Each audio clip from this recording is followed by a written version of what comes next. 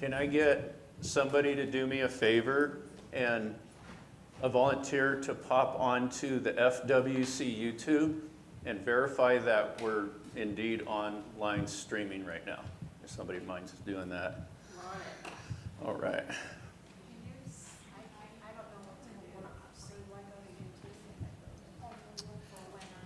FWC Hayden. Yep. Have you subscribed to the channel for the church's YouTube channel? You should be able to just open your YouTube and then just search. It'll come up quick because it's a subscribe channel. So, yeah. All right. Yeah. Class 2-1 watch. All right. And you see me on there? Okay. Cool. I just wanted to verify. And there's a little delay. Yeah, I'm like, let me close this out. All right. Well, we've got, Raquel is grabbing a couple more books for a couple of late entry students and getting that for you. And I've got to go find my markers, so give me 1 second.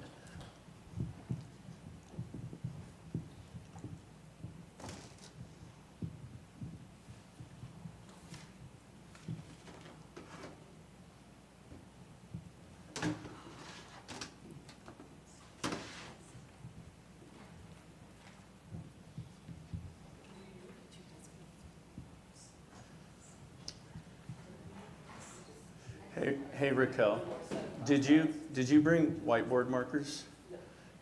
Wayne, do you know where whiteboard markers would be? Okay, great. Wayne's going to grab us some whiteboard markers. All right, so how did you guys do last week on your Hebrew homework? Good? How have you been doing it? Have you been using the book and combination of maybe the app that we recommended? Well, yeah, it's just a simple app. It's called Write It Hebrew. I don't know, it was in the group, but I know like sometimes there's so many messages, it's easy to lose something in the messages. Yeah. So that was a fun app, and the app's so simple because all the app is learning to write, your Hebrew letters. It shows you the right direction to go, and then you can test on it. And then once you've tested on it, if you miss any or if you feel like you barely got it, just do it again and just keep doing it, right? And then if you keep doing it, pretty soon it just feels easy, right? Write It Hebrew, or Write Hebrew, yeah. And it's a really simple app. Yeah, it looks like that right there. Yep. Okay. So anyway, that one's, if you're app savvy, that's really handy because that's always on the go. And so whatever you're doing, you always have that with you. You don't necessarily have your Hebrew book with you. So that's kind of a good way to be caught up. How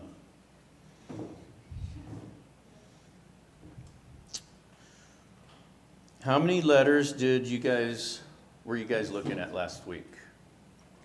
All of them? You didn't have to do all of them. I think we said 5, right? Look at the first 5. Yeah, and that's good just to keep going because we have 3 weeks to get the Aleph Bet down. And it's really, like for me, I just want to get through the Aleph Bet and have you guys know the Aleph Bet because I really love the rest of the class. And so I'm kind of like, let's get to that class. And that wasn't originally part of our class, and so we kind of just pieced that together, with our course. So, yes. When you say know the Aleph Bet, are you talking about know it, can write it, and know all of its prefix, suffix, infix? Not necessarily. Or just know it, write it, know what it sounds like? Right. We'll start familiarizing with the prefix and suffix usages, but you don't have to know that yet. But it's not a bad idea to be kind of reviewing it, right? And then we're going to do some fun prefix exercises in class today, so that'll be fun. And go ahead. Well, then what about like on the flashcards? There's a lot of other things, like there's the word picture. Right. And So that word picture is for your benefit, for like an extra part of your study that you could do on your own if you want. We won't utilize that really in the class because that's a whole different font. And there is some interesting things in the word pictures, and so you can kind of get into some really deep stuff there. But if we went down that rabbit hole, then we won't, be learning to read Hebrew and learning our prefix and suffix and all that. So, and it has like the gematria on there, like the numerical value for each letter. We won't dive deep into any of that kind of stuff. So, we'll keep it simple. So, all right, and then Raquel, are you going to be available soon? Okay, so I want the class to go on without doing that, and then I have more in my truck, and we'll make sure before they leave they get flashcards. Is that okay? All right. Sorry, we tried to get here an hour early, and it still wasn't enough time to be ready. So, okay, so you're going to be back there running that. Oh, I was going to ask you about the pages. Did you print out some pages, like handout? Everybody has the reference sheet. Okay. You can see someone's. Can I get one? Yeah. Okay. Thank you. Okay. Is this your copy? Oh, okay, it's just an extra, okay. I printed 30. Okay. And basically, this is just kind of some more of what you have in the book. So kind of similar to my first page, or that first page when we go into the Aleph Bet. Raquel, can you zoom in on that Aleph Bet page? We'll see how well we can get that for the live stream people. Without you or with you? Just only zoom in on just the page. Yeah. Okay. Is that good? Yeah. Okay. So I'm just going to come up here. So I'm just going to review. I'm going to start real simple here and just review the Aleph Bet. I'm going to be focusing on the modern. I won't be dealing with the paleo and stuff. So we're just looking at, and let's just say them together. And it's going left to right in the book. I know it's confusing, right? Because we're trying to go right to left. 1 second. We are doing a biblical Hebrew class. Let's start with some prayer. Okay. Raquel, do you want to Yeah, open in for prayer? sure. Okay. We love you, Abba. Father, we just thank Hallelujah. you so much for this opportunity to get together and dive into your word, to know you more, Abba. We want to know you more. We want to be conformed to your image, Father. We want to be used by you, and we want to love like you love. Abba, we want to love you more. We want to love others more. So, Father, I just pray that you would help us do those things, and that you would also just help all of our minds to comprehend what we're learning, and just help us to be able to remember these things. Amen. I know that it's a blessing. It is a literal physical blessing to our bodies to learn your word, to learn Hebrew. So I thank you for that blessing. I pray that you would bless my husband in his ability to teach tonight. Father, thank you. Let us just have clear minds and help us to stay focused. And above all, to exalt you in it. We love you so much. And you have just given us so much mercy, and we thank you for it. In Yeshua's name, amen. All right. So just a quick thing. Am I in the video? No. No. Am I in the video now? Nope. No. There's a half of your head. There's your head. Okay. Do you want me to back out just a little bit? No, that's okay. I'll just stay off. I wish I had a pointer, but I don't. So anyway, we'll just start over here. And if you have your book, just look with your book, because you're going to get probably a better view with your book. But let's just say, okay, Aleph. Aleph. And that sounds like what? We Well, have where'd a that, point. how did you do that? It's this one. It's the one I showed you. Okay. You had that one, actually. I'll wait for the pointer. Thank you, Wayne. Appreciate it. Wayne's Been a little good. bit overwhelmed with Tech the technical stuff and preparing for the classes. I'm totally not used to it. Okay, but here we go. So I've got my pointer. So here's our Aleph. And sounds like, okay, I want to point out it says any vowel, right? But it most often will sound like an ah sound, okay? But it can take any vowel. And then we got here is our bet. Everybody say bet. Bet. Sounds like b. B. And, okay, bet also has another sound in modern Hebrew. Does anybody know that? V. Right, so b or v. All right. We're going to go over here to gimel. Sounds like g.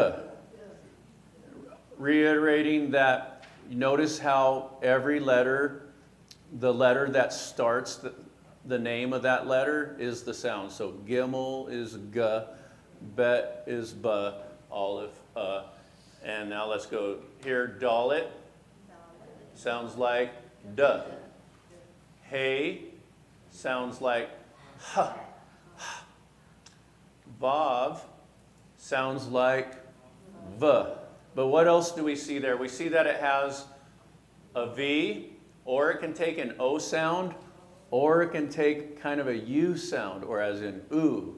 Okay, so let's say Vav, V, O, oo. All right. Going over to Zion. Zion is Z. I know we're pretty basic here. Chet. And when you say chet, it's like you're clearing your throat, okay? So it's chet, chet, all right? I'm going to do a little something and pause on this letter. Let's see. Oh, that's a small. Do I have a large black? I'll just go purple. Okay, so, and maybe you can redirect our camera. I'm going to do a little look-alike, give me a second, look-alike letter. What letter is that? Hey. That's the hey. Very close look-alike is the chet. See that? And it's closed up here. My memory tool for this is imagine that this is a open breathing, be able to breathe through, so it's right?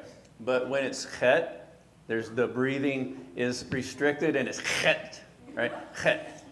So, and those are, and I also just want to point out, like there's a lot of lookalikes in the modern Hebrew, and it can be confusing at first, right? But as we keep looking at it, they start feeling much more distinct, and you start recognizing, oh, okay, that's easy. Sometimes you look at like the Vav, and it's kind of like that. Oops, not that long. And then you got the final noon, and it's like that. So very similar, right? So we have, and that the only difference with the final noon is that long leg, longer than all the rest of the letters. Okay.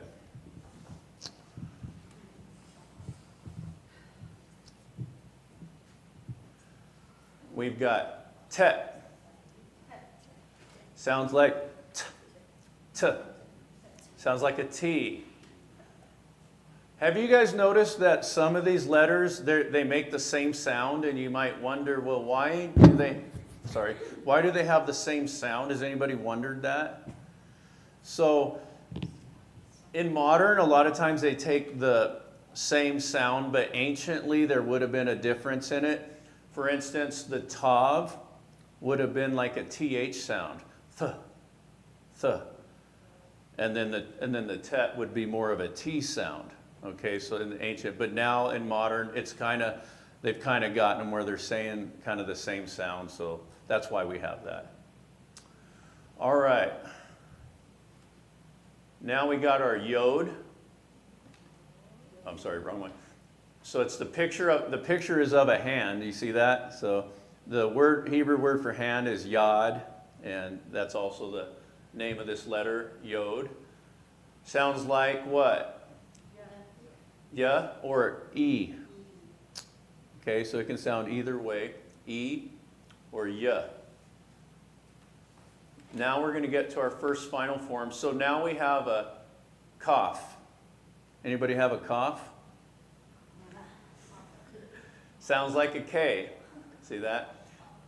And so looking at that, Raquel, could I have you come to the whiteboard? Because I don't think I need you to scroll right now on that. You can bring your microphone. To the whiteboard? Yeah. Okay, then I need to do this for the whiteboard. Yeah, do that. Sorry. Good idea. Okay, so we've got cough, and we're going to look at that final form and draw it on the whiteboard. Sounds like K. Lamed sounds like L. Meme. I say meme, but a lot of people say meme. Potato. Meme. Notice, I'm going to have you write those on the, because on there it's not really distinct, so I kind of want you to just write the final letters, the 5 letters that have a final form. Yeah, and so on the handout, which I didn't bring my microphone. Oh. On the handout, there's a final form column. Do you guys see that? Yes. Thank you. Yeah. So you're going to need your microphone if you're going to talk. I know you want to talk a little bit, don't you? You're going to want to talk. I'll go get your microphone. Okay, Raquel's going to write the 5 letters that have a final form and try to bring a little distinctness to that mem. Raquel, I have a question, and it might be because I wasn't here the first time, but what do you mean by final form? Yeah, it means that when that letter appears, I'll repeat it, I guess, in the live stream, when it appears at the end of a word. Raquel, where's your microphone? It's It's not in the thing. well, then it's just sitting there on the little letter. Hello? Okay. Ooh, there we go. Did you hear that, Sue? So, yeah, it said that letter, when it's used at the very end of the word, it's a different thing. And I can't hear you at all back there, so you definitely need the microphone. There you go. Sue asked a good question. What is a final form? And the final form is the shape that that letter takes when it is the very last letter in a word. Now, it's interesting to note that that ancient Hebrew, which you do have in your book, didn't have a final form. That's a more modern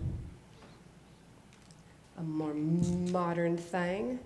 Final forms also can be lookalikes. So here, example, and this is any Hebrew word, okay? So that's why I've got 3 X's. Those are not Hebrew letters. That's just representing any Hebrew word. And then if you put a noon at the end of that word, it's going to take this long form. That's called a final form, so it's at the end of a word. But if the noon, let's say the noon was put on the beginning, the noon looks that way. Does that make sense? Or if we do our mem, has that little leg there. And then the final form. There's a little space. There's a little bit of a space right there. Right. Yeah. Where Okay. the water can drain. Right, through. so the water can drain out, okay. And then the final mem is closed. So, Well, it's kind of square. You were going to have me draw. I know, because I'm not a very good drawer of those things. He spent a lot of time reading. I spent more time writing. That's true. So if we're going to talk about final forms, it's interesting. This is the final form of the cough. And one way to remember it is that when it's at the end, this line just goes, cheep, It drops, it gets weak, it drops. It just You goes can imagine down. that, yeah. and becomes longer. So that's the cough, The noon does the same thing. right? That's a good way to The remember it, noon isn't it? is here, and then when it's at the end, it drops down. Just that Chip, little leg, goes imagine straight. that it just drops and makes it And longer. the pay, yep, the pay does the same thing, so here's the pay. But then when it's at the end, It looks the same, Drops. only it has the long letter. drops down. The mime is the word for water. Mime. Mime chaim means water of life, Living water. living water. Mime chaim. So mem,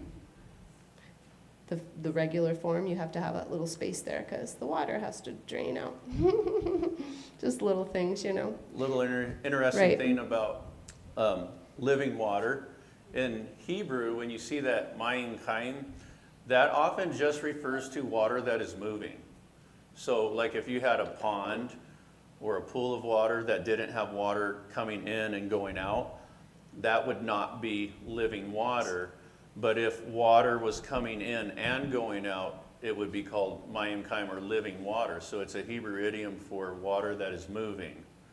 I don't know, I think that's interesting, because we'll find that in Scripture about when they were doing a mikvah, right? And so there had to be, I just assumed you all knew what mikvah meant. That means like a baptism, right? So if you were to dip yourself in water. So these are really interesting things. I love this class because we get into not just the language, but we get into a little bit of the history. The Old Testament, or we call it the Tanakh, is the dictionary for the New Testament. And so a lot of people want to treat the New Testament as if, you know, it's this Western, just Greek document that has no connection to something Semitic or even a vast, long, ancient culture and background to those things. And so, Why don't you stand right here? oh, okay, because I'm probably out of the, okay. So if you go into I think it's in John chapter 1, but it's toward the beginning of the Gospel of John. They asked, I think it was John, about purification, right? And so that was something that was very well understood. And so that word for purification is called mikvah. And so a mikvah is a baptism. And that wasn't something that you did, if you study the Old Testament, it was something that was done many times. It wasn't something, it's not a New Testament practice. Okay, so when they initiated baptism, they were continuing with the practice of the mikvah. It's not isolated from the Old Testament. Does that make sense? And so it was a common practice. It wasn't weird that they were all of a sudden baptizing people. Now, what was different was they were baptizing unto repentance. Okay, where, I got to come back this way. Okay, where before, baptism may be more focused on ritual impurity. So if you had become unclean in the physical, then you were having this mikvah baptism, a dipping of yourself in the water as part of the cleansing. And so what we find in the New Testament is it takes the focus on the outer, and then it focuses more on the inner. It focuses on, like the Old Testament would have more focus on outer righteousness or being technically or physically clean, whereas the New Testament has a greater focus on the inside and having heart cleanliness, right? The purity of heart. And so we see that baptism wasn't new, but it did take on kind of a new meaning or understanding. Does that make sense? Yep. Okay. And I just want to encourage you guys. We are very familiar with a lot of these words and stuff, and sometimes we forget, Right. you know, like he did. So just Right. speak up and say, "What? Mikvah? What are you What's a talking about?" mikvah? Yeah, The only reason I know what a mikvah is because of the chosen.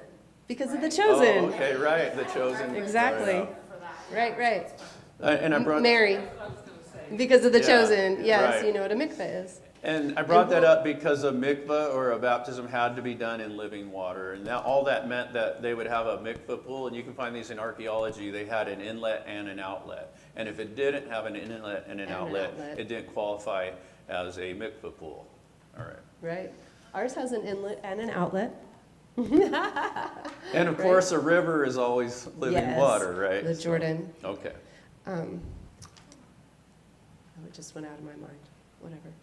Was there anything you wanted to share still on final forms? Oh, I know what it was. We're talking about mikvah, and we actually will speak about that root word in Genesis 1.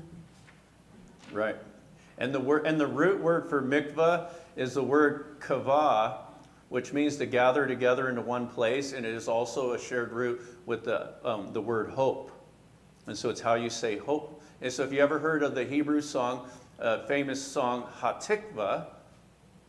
Hatikvah. Anybody It's the heard of that? national anthem for Israel. Anyway, it's a very popular, and it's the hope. And so tikva, mikvah. Did you guys see the difference? It's the same root word there. So Because we're going lots to of learn. lots of fun stuff like Yeah, that. we're eventually going to learn about the letters that you add to the front. So we talked about this in the introduction a little bit, that there are letters you add to the front, there are letters you add to the end, and then once in a while there's a letter that drops in the middle. And that's how you change meanings of root words. So kavah Right. with a m on the front becomes mikvah, with a t on the front becomes tikvah, but it's all still staying with that same root, which is really amazing.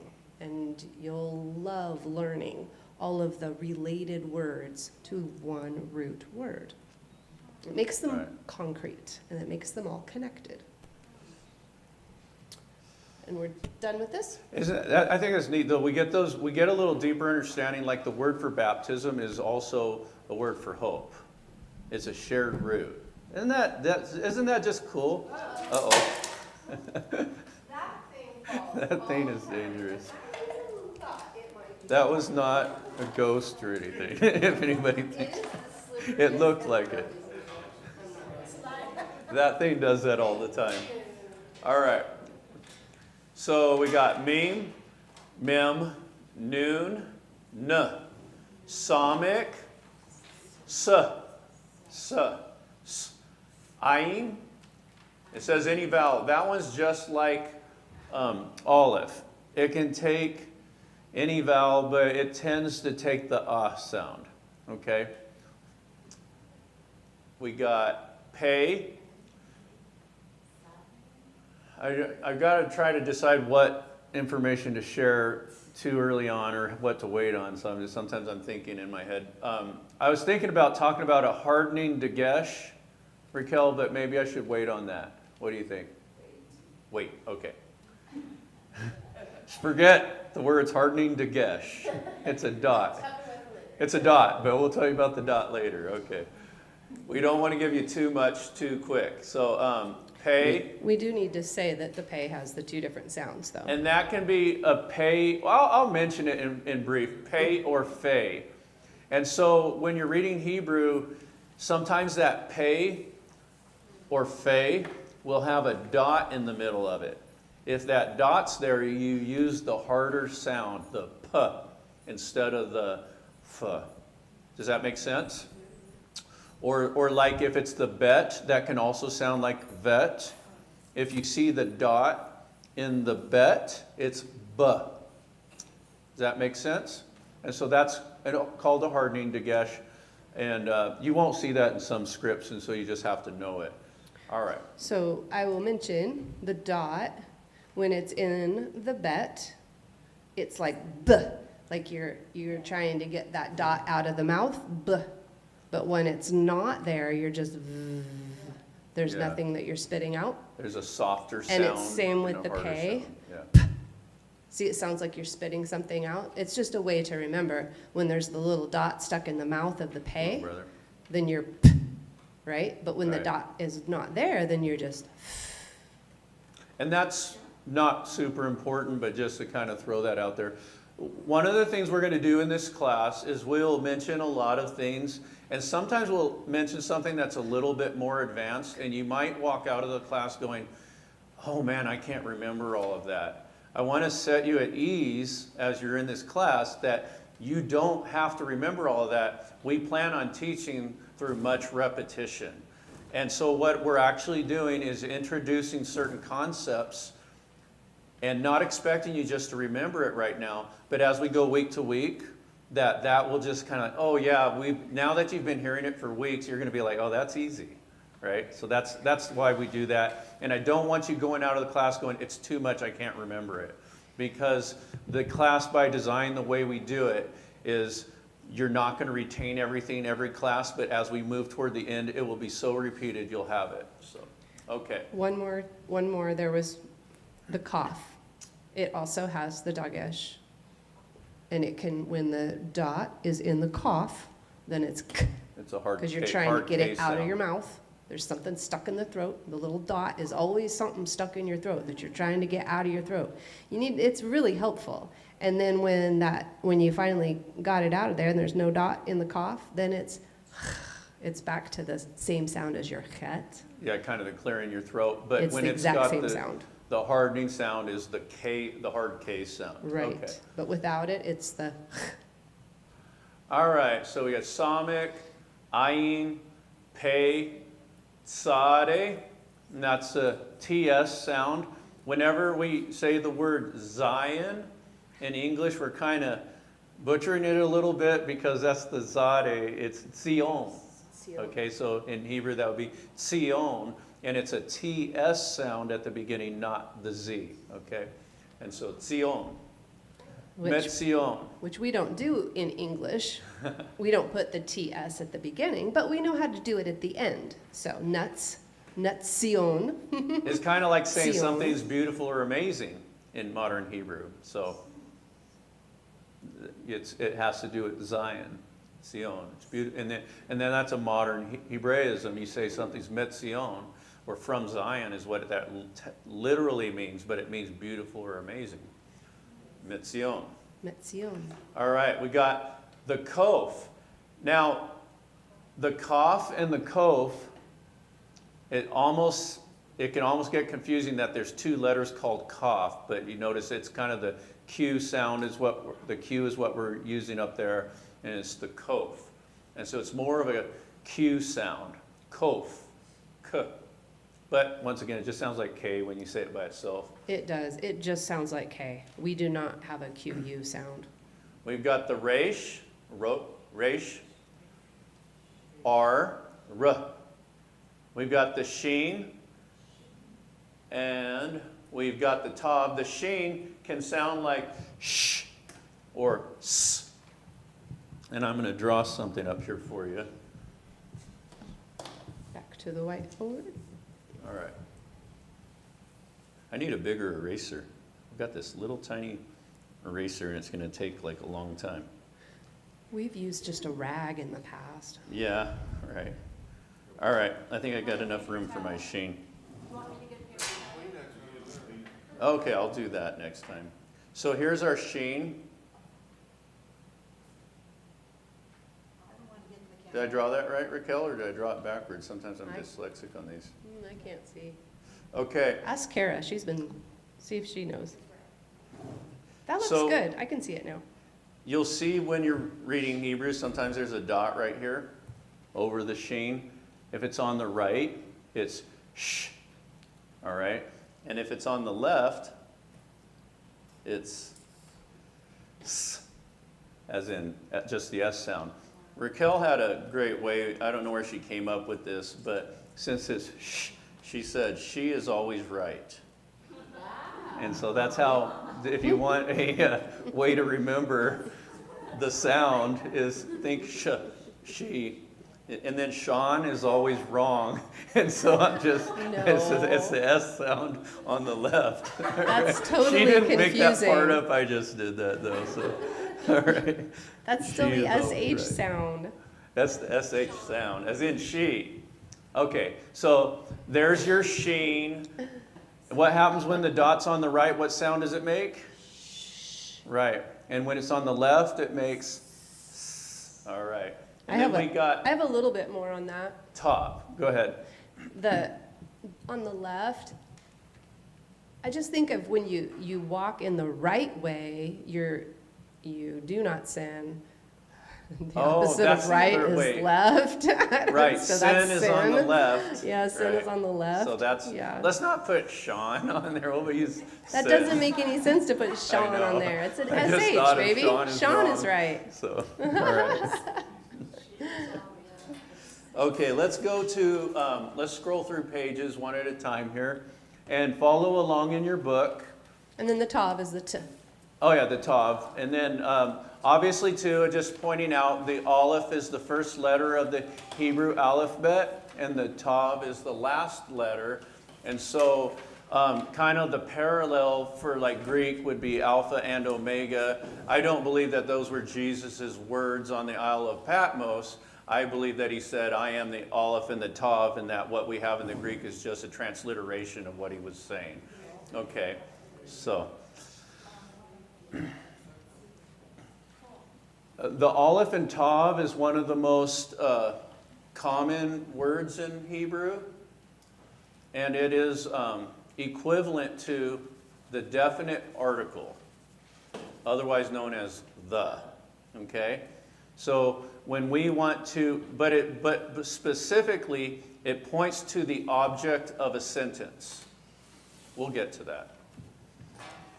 All right, so scroll, toggle to the next page. So we did aleph last week. We won't spend time on there. Who reviewed the word for run?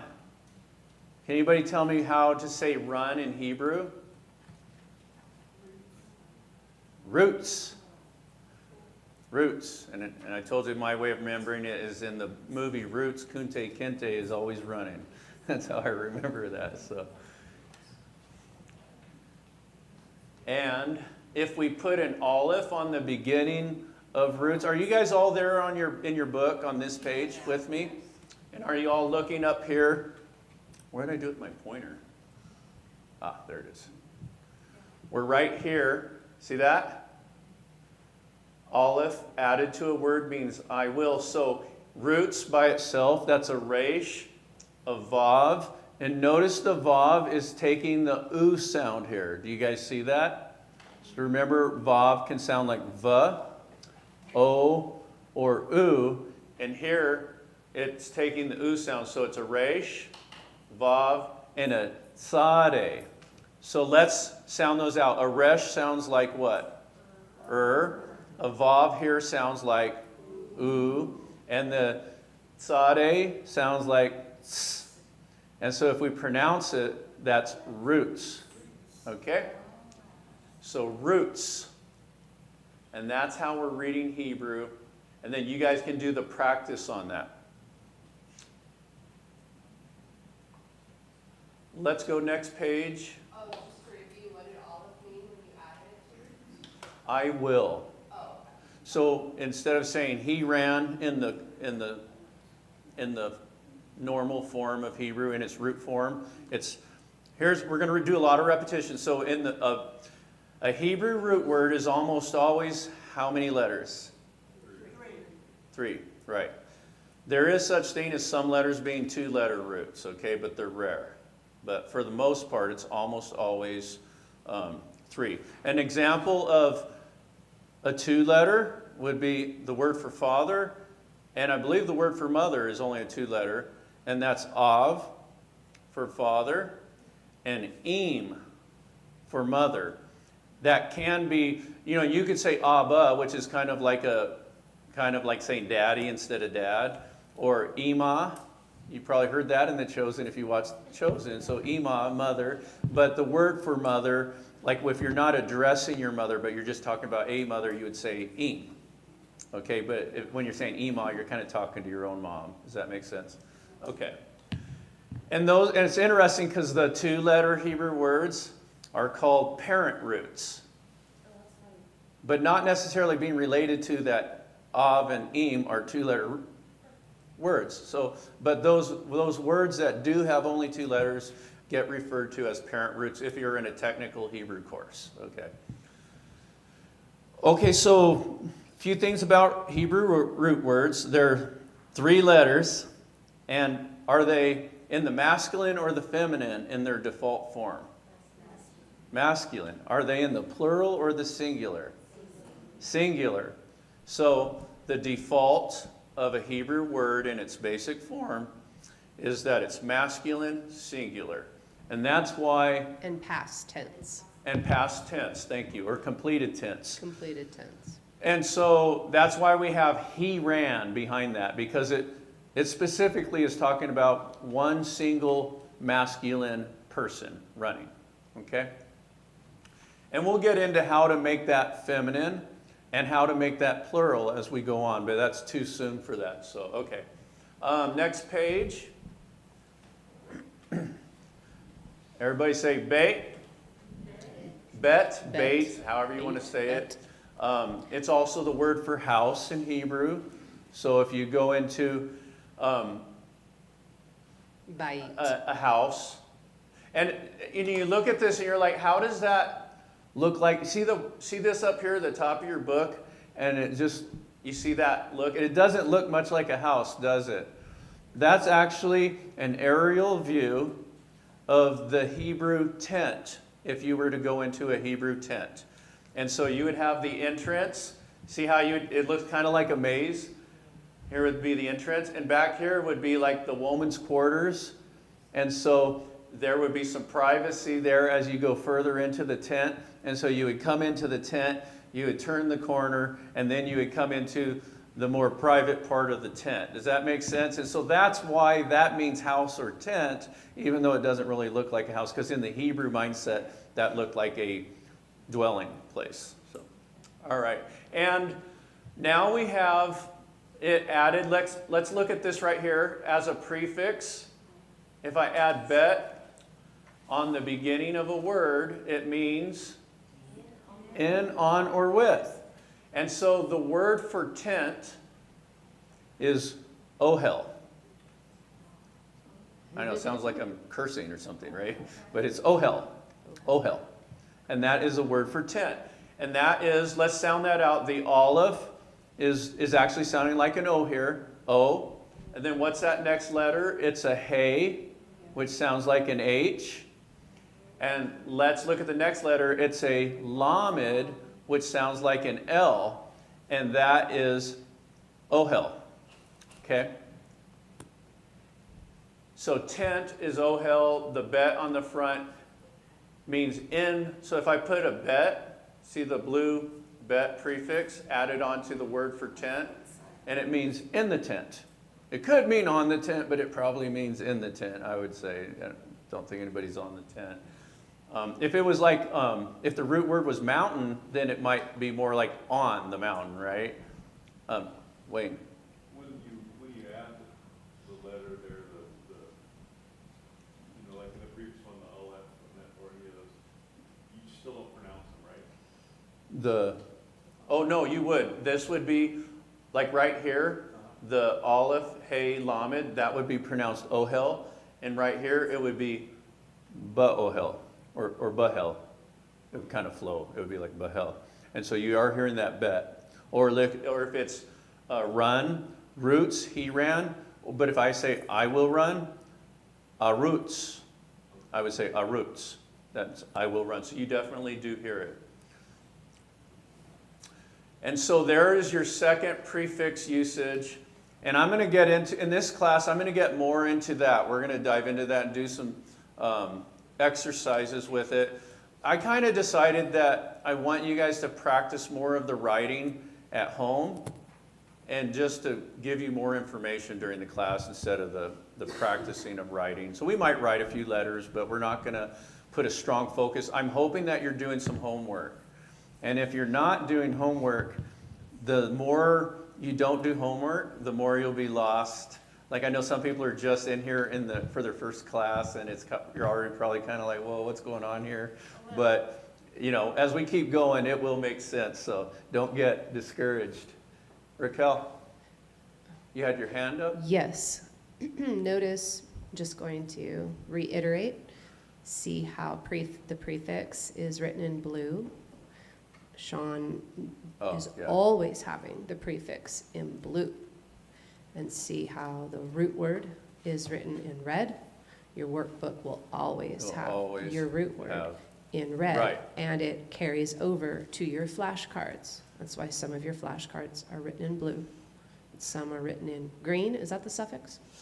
And what we did on our previous Hebrew classes is that everybody ended up with the 4-color pen, so we need to order some of those. Right, we used to use the 4-color pens. Yep. Which those standard pens that have 4 colors are green, blue, red, and black. So it was perfect. Yep, so that will be what we'll need when we start in Genesis.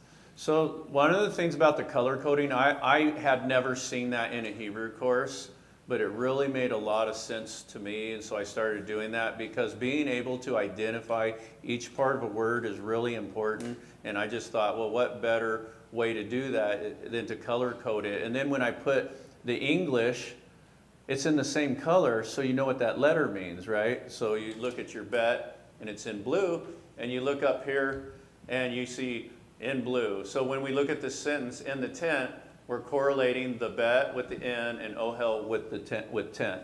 So, okay. Next slide. I'll share one more thing.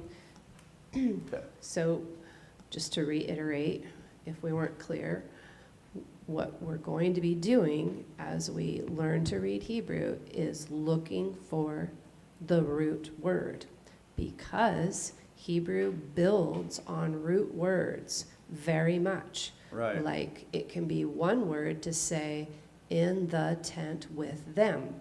That is one word. And it looks long and it looks a little confusing. So what the workbook is going to show you to do is to identify your root word, identify your prefix, identify your suffix, and then it's not confusing anymore. Right. So that's how we're going to be going.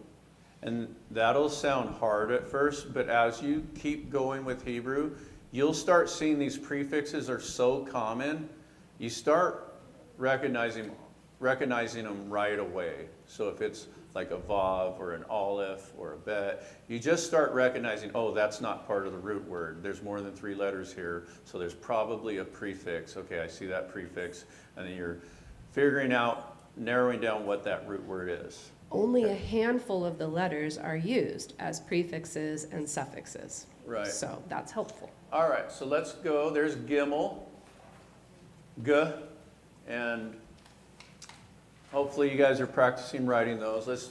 It doesn't have a fixed letter usage, so you won't see, if you ever see Gimel on the beginning of a word, you know it's part of the root, okay? And that means that the next 2 letters are probably also part of the root by default, normally. Okay, next. Dalet, duh. No fixed letter usage. Unless you're doing Aramaic and it uses dalet as a fixed letter, but we're not in Aramaic, so. All right. Hey. Hey. All right, hey has a fixed letter usage. I better write these down on the board here. Let's isolate these fixed letters. Raquel, do you have, oh, there it is. Anything to say about hey while I do this? No. No? Okay, that's fine. Sean, what's a fixed letter usage?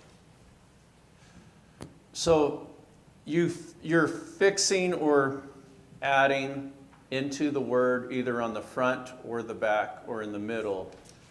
So a prefix, right, is a letter that is fixed to the beginning of a word. A suffix is a letter fixed onto the. You weren't getting that, were you? I wasn't. I knew what it was, but I didn't quite get it like that. And so it's fixed or added on. And this is going to stop being so confusing as we keep going in the slides. So let's keep, well, let's talk about hey for a minute. So far, we've got the Aleph, and I'm just going to write them in the same color. Please forgive me. Aleph, Bet, let's see, Gimel, no, not Gimel. Hey. Yep. Aleph, Bet, and hey. Aleph is, and if you can get the camera focused on here, I will, when I add it on to the beginning of a word, bet is in or on or with. Oops. And hey, probably next to the vav. The vav is your most common used prefix, and hey is your second most common prefix. And the hey means the. You guys got that? Hey added onto a word is the. And this is going to make a lot more sense as I go into my next slides after we get through this section here. The vav, I'm going to go ahead and add that. That's one of our. Let's scroll through till we hit vav here. Vav. And you'll see there it has a fixed letter usage. And look at the examples and look at how they're used. Look at the color code and understand what they mean. And it's the word and. And when you're in Hebrew, I'm going to do this in English for you. Hebrew sounds a lot like this. And now I'm going to write on the board the vav, and it means and. And we're going to have Raquel zoom in the camera. And could somebody get me a glass of water? And I'm really thirsty right now because in Hebrew, it uses and all the time. Okay, so it's just like and crazy, you know. It's always using and sentences commonly start with and. Constantly. And it came to pass. But I mean, it's always, and it can mean like thus or therefore or so. It's kind of a, you know, a word like that. But it has another function, and that's why it's used so common, and I'm not going to tell you the other function yet because I don't want to confuse you. So we're just going to remember that it means and. I know, but now you're interested, right? You're like, I got to know. You can get ahead in the book and you can find out. I don't know if did I put the other usage of the vav? The infix? Oh, I do have it up there. Okay. It reverses the verb tense. Okay. You have that up there? And so. Oh, yeah. All right. Well, I see. Now I definitely get into it because it's there. So let's write the word run in English. Okay. Hebrew reads which direction? Right to left. English is left to right. Hebrew is right to left. And so I'm writing an English word because I want you to just focus on the prefix, right? But if I write a vav on here, and so in Hebrew this means he ran, it would be a past tense, right? But if I put a vav on the beginning of a Hebrew word, that means and he will run. Instead of being completed tense, it's now future tense, right? So whenever we write a vav on any verb, it goes from past tense to future tense. Which begs the question, what if you wanted to say, and he ran, but you don't want it to be future tense? Is that, because that's kind of like, wait a minute. Now, what if I want to say, and he ran? Well, there is a way to do that. We drop a yod in there. And that is like a double reversing of the tense and leaving it the same. Now, we're just introducing things. I'm just going to remind everybody. And we will come back. We are through going that. to come back to this 1,000 times. That's and right. my husband has a really great way of teaching it that will really stick in your mind, but we're going to do that later. Now, Sue had a really good question about the prefixes, suffixes, and infixes. Yes. Okay. The aleph is only just a prefix. Right. The aleph is not a suffix, correct? Right. And the aleph is doesn't not appear. an infix. No. It doesn't drop into the middle. No. Only Right. a yod and vav drop in the middle. Okay, the yod Aleph and the doesn't vav. appear at the end, but a hey could be a prefix or a suffix. So anyway. Okay, so when we get to hey, it'll show that. Lots of info. Right, when we saw, but it was just a good question that I thought I would say out loud It for won't everybody. show it because I'm keeping it simple and. It does show it, because in Aleph, it says prefix, Aleph No, I equals know. I will. So it only goes on the front, the Aleph does. The bet is only a prefix. You don't need to look for a bet at the end of a word.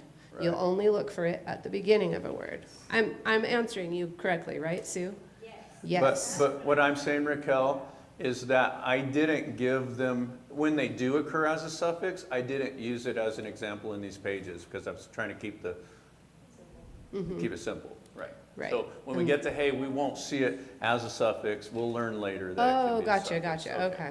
Well, I guess Just so that's not confusing. Right. All right, let's keep moving. So we got Vav. Next. Zayin. Zayin. We're going to go quick. Okay, Zayin, Z, Yep, going. Zayin does not have any fixes. no fixed letters. Het, Chet. K. Next. Tet, T. Keep going. Just, okay, stop. When we Ooh, get look to at it, the yod. there's our yod. And if you look at the top here under fixed letter usage, it changes the tense of the verb. And so it changes it to, like if I add a yod on the beginning of run, let's get rid of the vav. He will run. He will run because of that little yod. I wrote it pretty small there because I was sneaking it in there, but there's a yod there. And that's how I go from he ran to he will run. Make sense? A little bit? All right. Let's go to, oh, look, look, it has a suffix usage. It's been a long time since I wrote this book. All right. We're going to skip that. Keep going. You guys can, but you can study your books during the week and start getting your heads wrapped around the usages, whether it be prefix or suffix, as we keep moving through, okay? The yod as a suffix is easy. It just means my. And we talked Mine. about of. Or belonging to. We talked about of being father. So if you want to say my father, you say avi. Right. You just add a yod to the end. But if I Avi. add a yod, let's say I'm saying sons. So the word in Hebrew for sons would be b'nai. Okay? B'nai. Everybody say b'nai. That's sons. Beni, if I say beni, sounds like b'nai, right? But if I say beni, that's my son. Okay? If I say b'nai Abraham, that's sons of Abraham. So that yod, if there's no subject following the verb, if I just say beni and no subject after it, that's my son. It's possessive to me. But if I use another, like if I said, son of David, beni David, now it's not my son, it's the son of David. So it's kind of possessive belongs to. Right, right. And so if it's followed by a subject, then, It's Ben David. yeah, ben David, right. Means son of David. Right, but if it's sons plural, it's b'nai. B'nai Right. David. Right. B'nai Yisrael. Right, And if it's not, it's just banim. Sons all by itself is banim. right. Beni is my son. Banim. Banim, Banim. sons. No, b'nai. Yes, it is.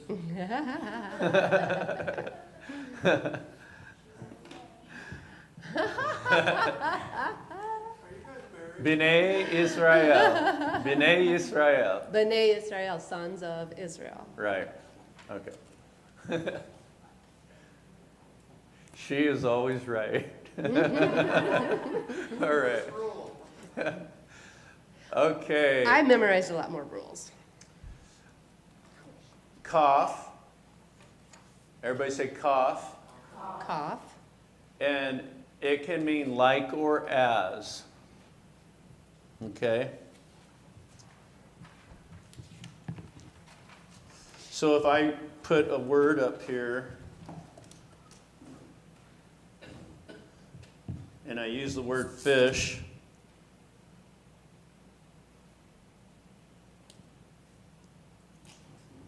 And then I put a cough on the front of it. So I gotta do my colors. Actually, I need the fatter one though, but if I do a cough here, that means like a fish. He swims like a fish. Does that make sense? So now in Hebrew, fish is dog. Okay? Dog. That's how you say it. So if you want to say fish in Hebrew, you say dog. If you want to say my fish, you're going to say doggy. I like humor. So my fish is doggy, and a fish is dog. All right, let's break up the monotony, not monotony, but the technicality of this. So it's kind of interesting because some words in Hebrew sound like other words in English, right? So for instance, who is he? He is she. She is which, right? Are you guys all following me? No. So in Hebrew, if I say who, I mean he. But if I say he, I mean she. And if I say she, I mean which. WHICH. Right. So it's kind of like who's on first, right? Who is he? He is she. She is which. Now everybody's got it down, right? Now you know how to say he, she, and which. That was just to have fun, so don't try to remember it right now. and dog is fish, right? Okay, And dog doggy is is my fish. fish. Sounds like DOG. Or almost like DAWG. Dog. No, dog. Dog. Anybody What's heard up, dog? If you say what's up, dog, you're saying what's up, fish. All right. which is where the false god Dagon. Oh, which is where? That's right. He, who is he? He is she is which, and which is where? Which is where, oh, Right.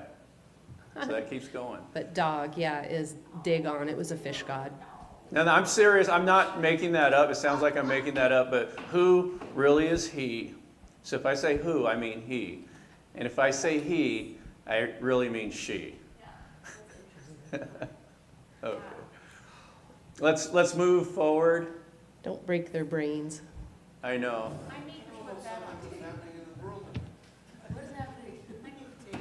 Does anybody have any questions right now? Are we having fun? Yeah. Okay. So just hang in here because we're learning like a lot of brand new concepts, and it's enough to make your brain just want to explode. But don't let that discourage you, because it, like I said, we will be repetitive. I'll be repetitive about saying we're going to be repetitive. I have a question. All right. Do you have any brain tricks for recognizing the difference between a dalet and a dropped cough when it's at the end? Yeah, They look the same. it's just the It's a lot longer longer. letter.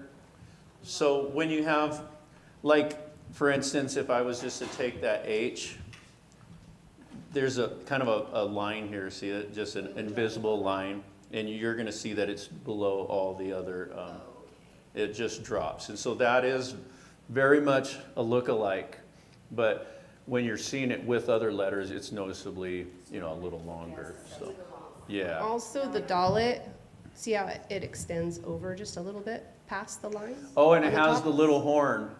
It goes past, I think they call that a horn in Hebrew, right? The Dalet on the right side of it extends past the line. See that? And the cough does not. Do you want to open, Definitely in the if you click on the pen, you can draw it up there too.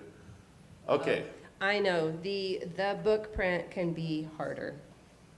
But yes, I know, it's more clear in the block. let's go next slide. Lamed. And these are what we would call prepositions in English, right? So a preposition in English is to or for. It occurs as a separate word, right? I went to the store. But in Hebrew, to and the gets attached to the word store, Okay, so once you learn those prepositional letters, they're equal to our prepositional phrases that we use all the time. And so it gets so repetitive that you will get it very easily as we keep going. Okay, so the prefixes are just very often to be just like our English prepositions. All right. And there we had the example of Jerusalem, which in Hebrew we would say Yerushalayim. Yerushalayim. And that you notice there's that, it sounds different than just Jerusalem, doesn't it? So in Hebrew it's Yerushalayim. And Yeru means possession. Shalom is peace, a possession of peace. Jerusalem. Yeru, Shalom. Yerushalayim, possession of peace. A lot of wars happened with that city of peace, didn't it? All right, next slide. The mem, from or out of. Once again, just another preposition. We used the word for heaven, Shemayim. Everybody say Shemayim. It's in Genesis chapter 1, verse 1, so it's going to be one of our first words. In the beginning, God created the heavens and the earth, and so we're going to see Shemayim.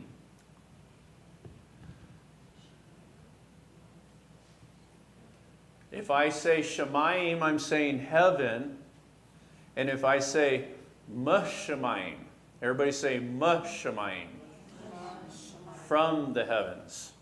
Everybody say Shemayim. Heavens. Let's do it again. Shemayim. Heavens.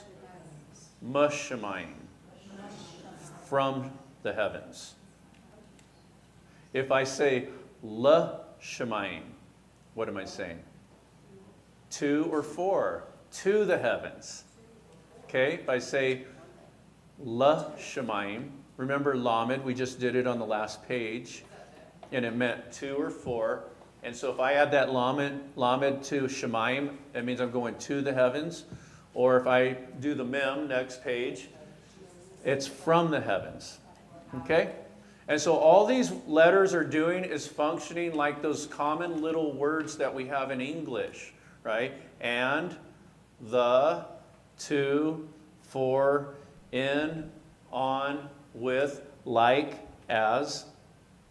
Hebrew's more efficient. It doesn't need a separate word for that. It just adds it onto the word, right? So it's more efficient. Hebrew is very efficient. So what do you think if you, in general, if you see a sentence written out in English and if you see a sentence written out in Hebrew, which one is going to be shorter? Hebrew. Right. Because it's maximizing using one letter for, a word that might be 3 or 4 letters in English. Okay. Next. Noon. Noon, and it looks like a seed, like a sprout, doesn't it? So, noon is a seed, sprout, life. Looks like different kinds of seed. So, it's interesting, just like, the sperm, science, we know what that looks like because of microscopes. And, well, look at it, they kind of knew that. They somehow knew that already, right? Seed, life, active. And noon has the meaning of we will. So if I say run and I add a noon to it, what does that mean to he ran? Roots, he ran is roots. And if I say we will run, how do I say that? Na roots, that's right, na roots or na roots. Okay? So if I'm going to run, I'm going to say a roots. I will run. If we're going to run to the store, we'll say na roots. okay? Or if we want to just keep it simple in English, use the word run, I would say na run, right? Adding that to an English word, na run, we will run. Okay, next one. We got the somic. And it's a prop or a support like you would see for a plant. And you kind of see that in the word picture, has the S sound. And remember, the word picture is the ancient way of writing Hebrew. And we're gonna just blast through the rest of these, Raquel, and get to the Ayin. exercise, okay? So, ayin, pay, the letter pay. The word pay in Hebrew is mouth. Okay, so if I say pay, that's mouth. This is my pay in Hebrew. Okay. Next, sade, and it's a hook, desire or righteous. If you see, in Hebrew, like if you see just the letter sade, it immediately reminds you of the word righteous. Like even just by itself, it reminds you of the word righteous if we say tzaddik. If we say a righteous one, we say that he is tzaddik. Tzaddik is the word for righteous in Hebrew. And so tzaddik sounds very much like tzaddik, right? And so it has the idea of righteous. And righteous, it's interesting because the word picture is a hook. You know, when you are hooked on something or desire towards something, you just can't have enough of it. And so the righteous is hooked on God. Okay, and so that's a righteous. It's not someone who just does their checkbox religion. I'm going to do my do's and don'ts, and not do my don'ts. It's I'm so hooked on Jesus that I don't want anything else. I don't want to do anything else. He's my everything. And that's what truly makes me righteous, because he has my heart. And so I think that's pretty neat to see just that word picture for righteous, tzaddik. Tzaddik is to be hooked by something. You're hooked by something, right? You're either hooked by the flesh, that's a flesh hook, right? That doesn't sound like any fun. And that leads to death, the flesh hook. Or that hook is in your spirit, and you're hooked by God. He has your attention. He has your whole heart. And that's the only way that God meant for this walk with him to work, is that it should be done. The first and great commandment, you shall love the Lord your God with all your heart, soul, mind, and strength. When you don't do that, all the commandments are very, very hard. It's almost impossible to walk with God. But if you can get the first commandment right, all of the other commandments flow from that, and they're actually easy when you're in love with God. And so that's the beginning of everything. And that's why he said, on these hang all the law and the prophets. And do you guys remember in the book of James, he says, he that offends in one point of the law is guilty of all. Well, I would propose that what James actually meant is he that offends in the point of the law is guilty of breaking all. Because if I don't love, I break all of the law. All the law is centered on I shall love, right? And so he that offends in the point of the law, I don't think it just means any point. I think it means he that offends in the point of the law. In other words, if you do this one thing, if you love God with all your heart, soul, mind, and strength, and you love your neighbor as yourself, the rest of it is going to come easy. It's going to flow out of that. And when that doesn't flow, there's a heart problem.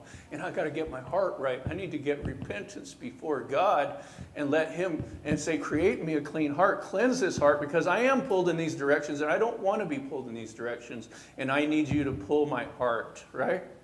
And so that's where it all starts. And then he that offends in the one point of the law is guilty of all, right? He that loves has fulfilled the law. And so if I do the point of the law, when I fulfill it, I fulfill all of it. And when I break that one commandment, I break all of it, because all of it is designed around being unselfish. So I love that simplicity about God, right? All right, just a little rabbit trail there. Let's go on. All right. We used to have a lady in our Hebrew class, and she would call those rabbi trails, and I'm like, don't call any man rabbi. So, all right. Kof, Resh, Sheen. We already covered the S and the H, and then the Tav. And that has a fixed letter usage, but I'm running out of time, and we're not going to talk about it, but other than a quick mention, and that is how you will say, if she will run, we say to run. She will run, or to roots in Hebrew, right? But I know you don't all have the word roots memorized, so I'm saying run, to run, she will run. Does that make sense? Okay.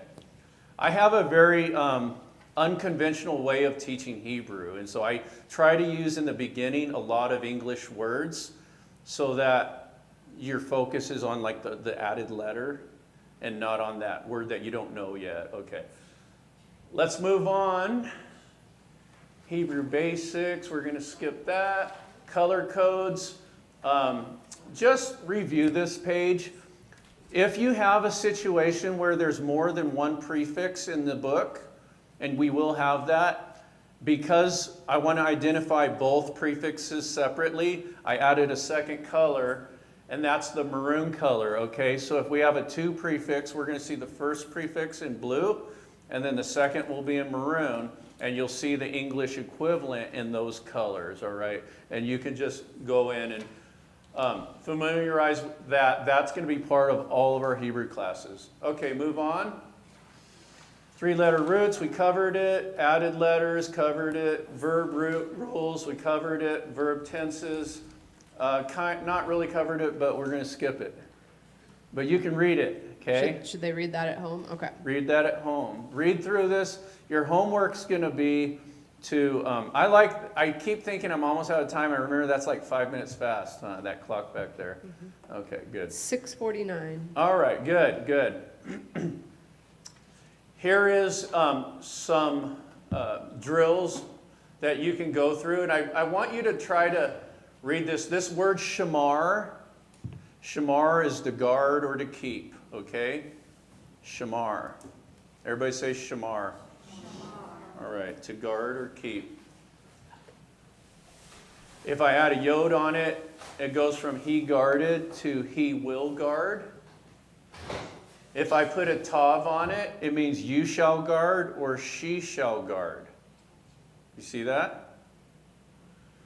It doesn't say she, but that was one of the prefix usages of the tav. That's how we take a verb and make it feminine singular, okay? So if we're adding a tav, we're making it feminine singular or command just you. It's a dual function, if you will.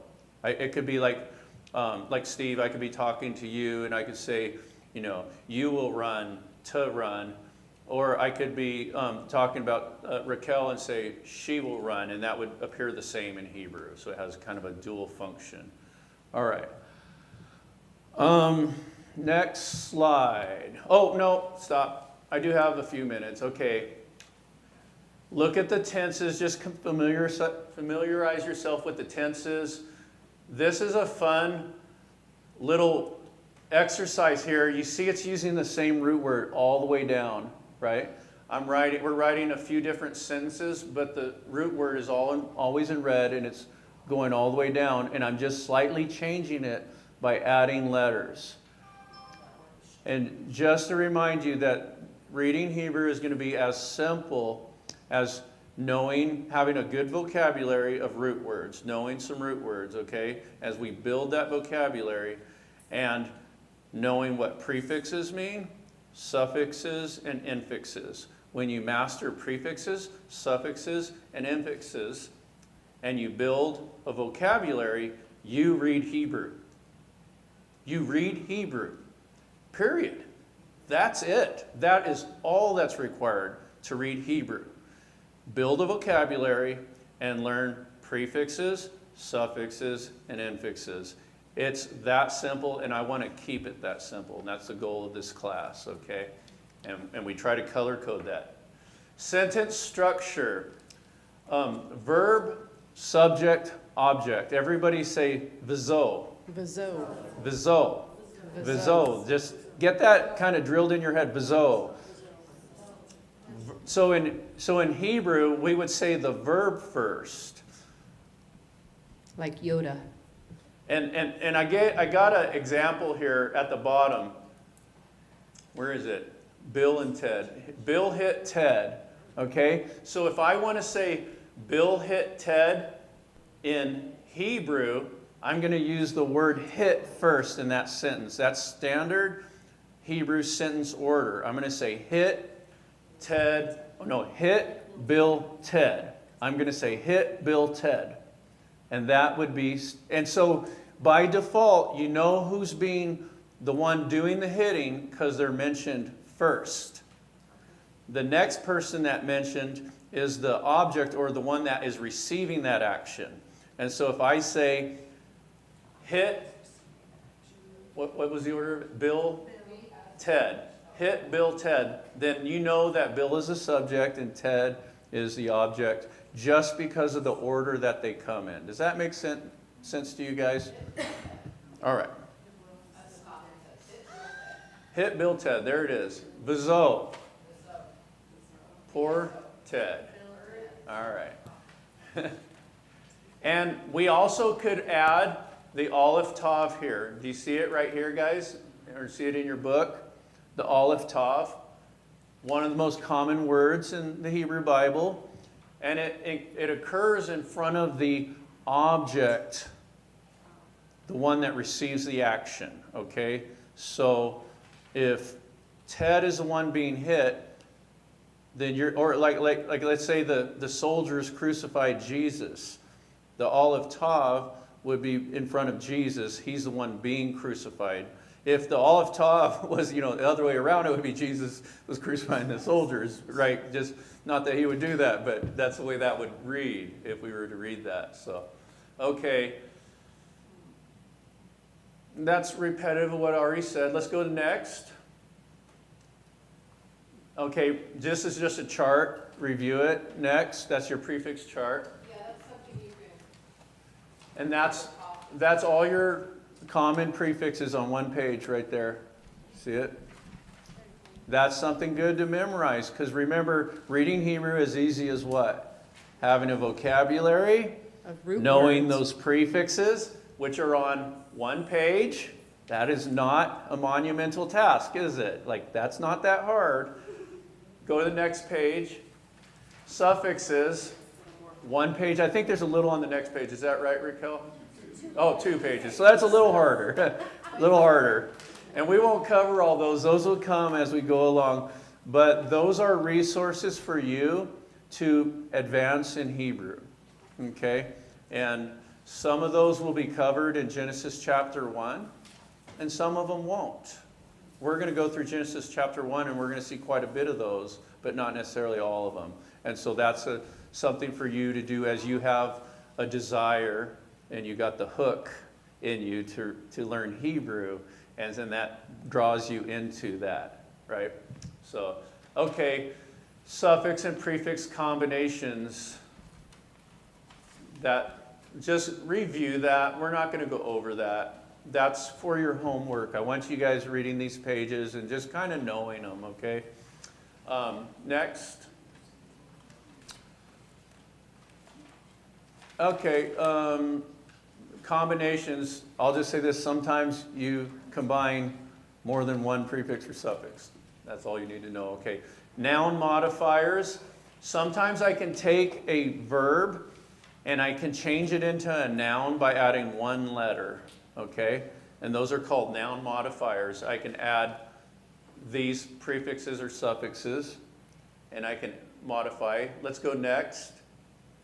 Verb forms, we're not going to get into that today, but we'll go back to that on a different class, okay?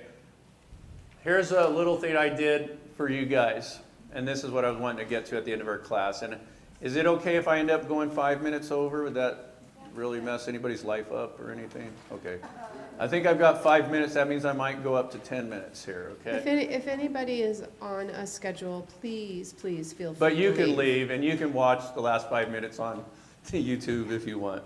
Okay, so now that you guys might be feeling like, oh, all these prefixes and suffixes, how could I ever get that? I want you to know that you already do it constantly.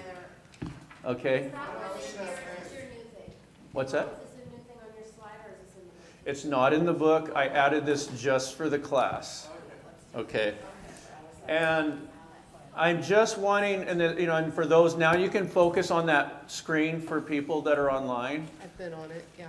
And I just want you to realize how often you use prefixes and suffixes to change words. Because in English we have the word run, and if I add an ER on the end, that's a suffix, okay? That's an English suffix. And that turned a verb into a noun. Do you guys see that? A run. To run is a verb. If I add an ER, that's a noun modifying suffix in English. It modifies a verb into a noun. If I add an ing on the end of a word, well, for one, we get an added letter in English, don't we? Yes. See that? We get an added letter in English. And you'll see stuff like that happen in Hebrew. A lot of times it'll be a dropped letter.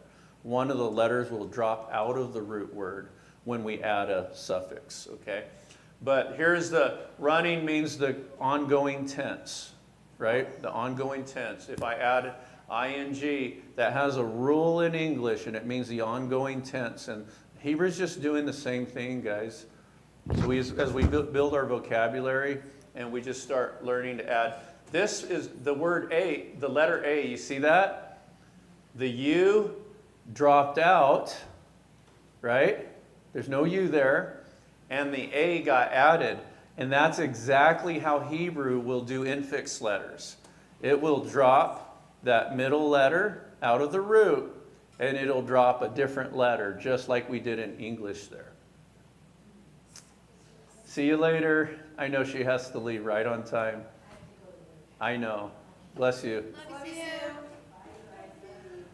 Okay, and then look, I did them all in the same colors I do in my book. So rerun is to run over again or run it back, right? And that has the RE once again, an English concept. Go on. Run, runner, running, ran, rerun. And now let's look at Aleph as a prefix. Remember, Hebrew reads right to left.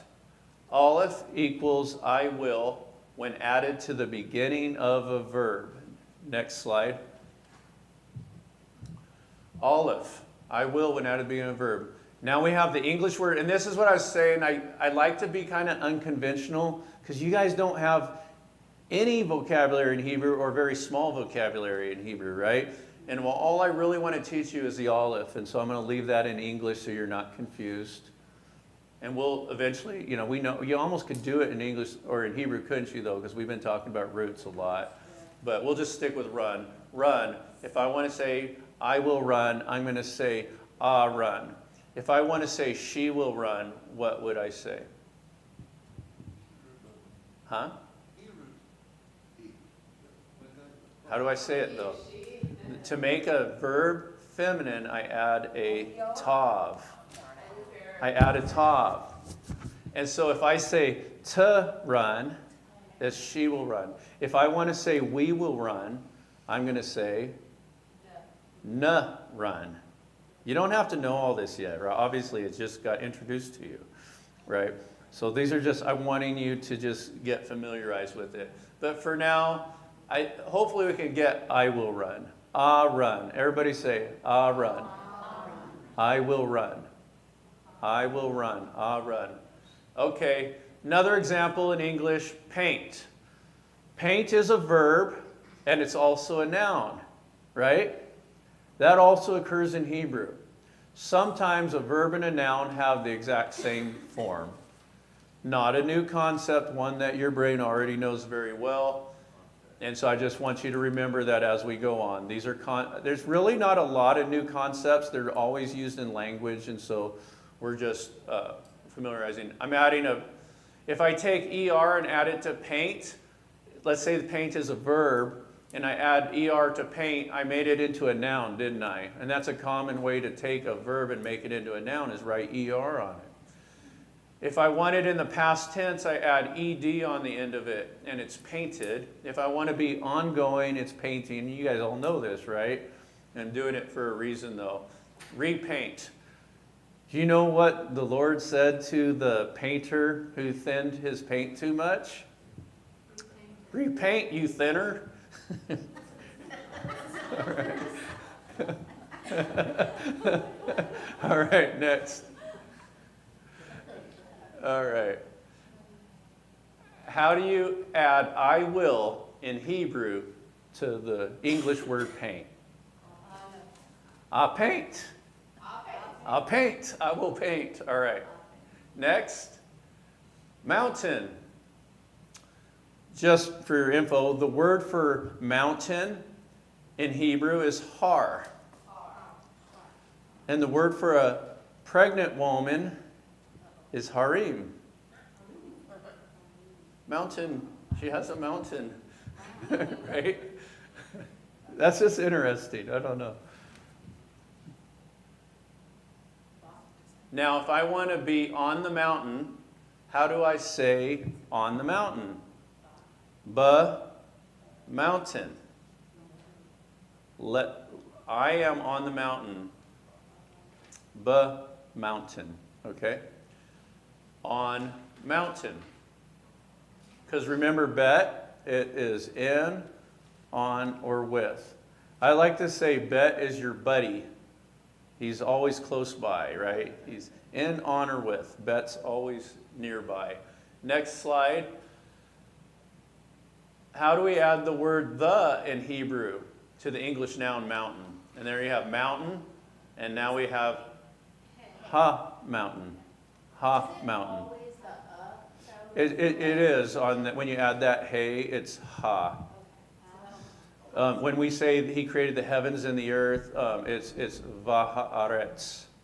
Vaha and the earth. Aretz is earth, va is and va and ha, the eretz, earth. Va'aretz. Genesis 1:1. If you guys were open to the page a few back, where you just have your prepositions all on one page, and your suffixes, then that's like a reference, And these are all in this. This is just an exercise for the class.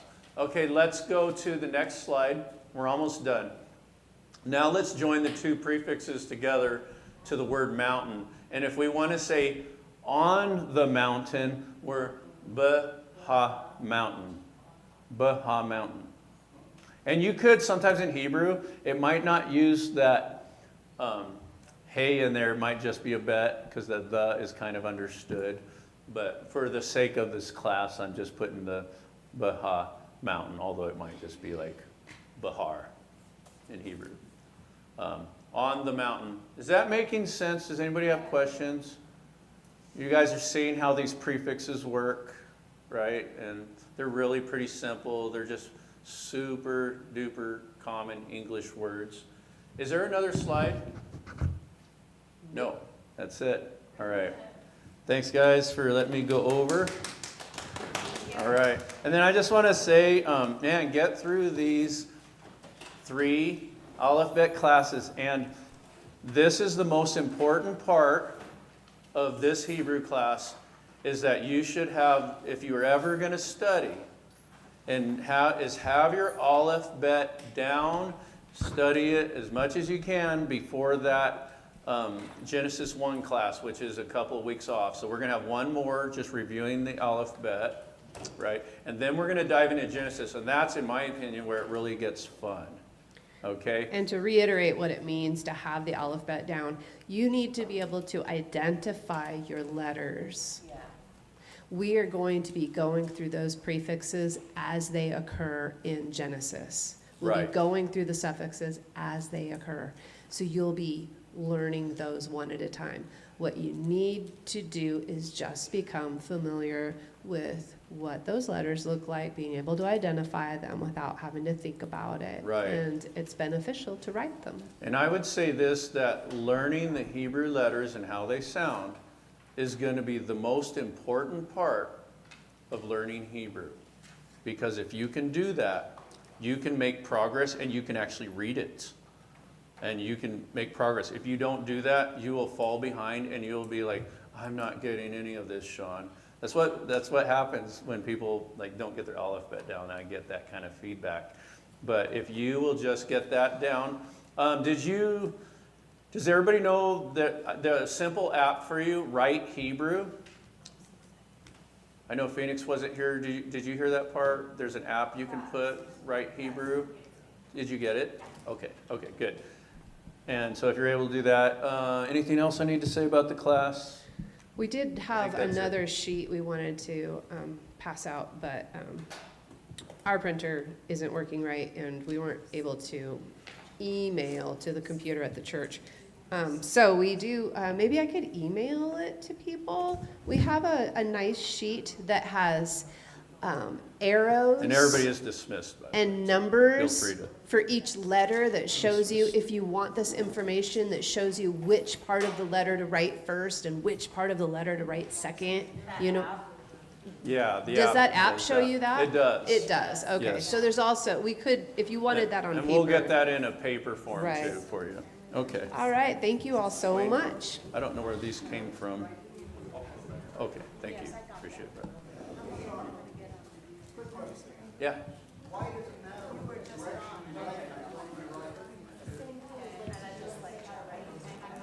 It's you can write it different and get the same results, but there is such a thing as like if you were in Hebrew, writing Hebrew, one of the things they would have is as a scribe you'd have to be left-handed because your hand would not be in the ink as you write. So there's an order to it, but you don't have to write the letter that. It might be easier. Maybe it's kind of tried and true, and people like that wrote in the letters have just realized it works better that way. It's more efficient. Yeah, maybe. All right. Well, what do you think? What do you think? Having fun? Yeah.